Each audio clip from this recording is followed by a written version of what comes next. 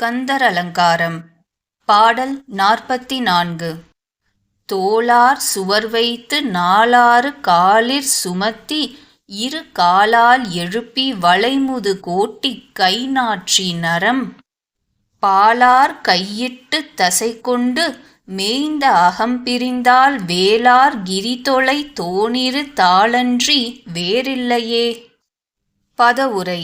தோளார் சுவர் வைத்து, தோளினாலே சுவர் எழுப்பி, நால் ஆறு காலில் சுமத்தி, 10 வாயுக்களினால் தாங்குவித்து, இரு காலால் எழுப்பி, 2 கால்களாகிய தூண்மேல் நிற்கச் செய்து, வளை முதுகு ஓட்டி, வளைந்த முதுகு எலும்பாகிய மேல் முகட்டை அமைத்து, கை நாற்றி, 2 கரங்களாகிய கொடுங்கைகளை தொங்கவிட்டு, நரம்பால் ஆர்க்கையிட்டு, நரம்புகளால் கட்டி, தசை கொண்டு மேய்ந்த மாமிசம் என்ற பூசு வலையால் மூடிச் செய்த அகம் பிரிந்தால் இந்த உடம்பாகிய வீட்டை விட்டு உயிர் பிரியுங்கால், வேலால் கிரி தொலைத்தோன் வேற்படையால் கிரௌஞ்ச மலையை தொலைத்த முருகக் கடவுளுடைய 2 தாள் அன்றி வேறு இல்லை.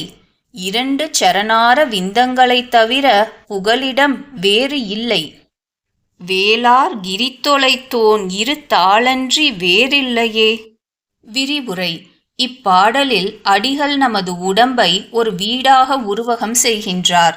2 கால்களே 2 தூண்கள், நடுவே நடுவேயுள்ள எலும்புகளே செங்கற்கள், அதற்கிடையிலுள்ள நிணமே சேறு, 2 கரங்களே கொடுங்கைகள், முதுகெலும்பே மேட்டுருட்டு, பக்க விலா எலும்புகள் கழிகள், வாய் தெருவாசல், கீழ்வாய் தோட்டத்து வாசல், கண் 2 காது 2 மூக்கு 2 ஆக 6ம் தெருப்பக்கமுள்ள சாளரங்கள், நீர் வரும் வழி தோட்டத்துச் சாளரம், தலைமயிர் மேலேயுள்ள மஞ்சம் புல், மேலே மூடியுள்ள தோல் பூசுவேலை, உள்ளே வாழ்பவன் ஆன்மா, இவ்வீட்டை கட்டி வைத்தவன் இறைவன். கால் கொடுத்து 2 கையேற்றி கழிநிறை திரைச்சி மேய்ந்து, தோல் படுத்து உதிர நீரால் சுவரெடுத்து 2 வாசல், ஏல் உடை தாவமைத்து அங்கேழு சாலேகம் பண்ணி, மால் கொடுத்தாவி வைத்தார் மாமரை காடனாரே. இது அப்பர் பெருமான் வாக்கு. 4 கால் என்பது தச வாயுக்கள், அதாவது நம் ஷரீரத்தில். அவையாவன பிராணன், அபானன், சமானன், உதானன், வியானன், நாகன், கூர்மன், கிருகரன், தேவதத்தன், தனஞ்சயன். கருத்துரை.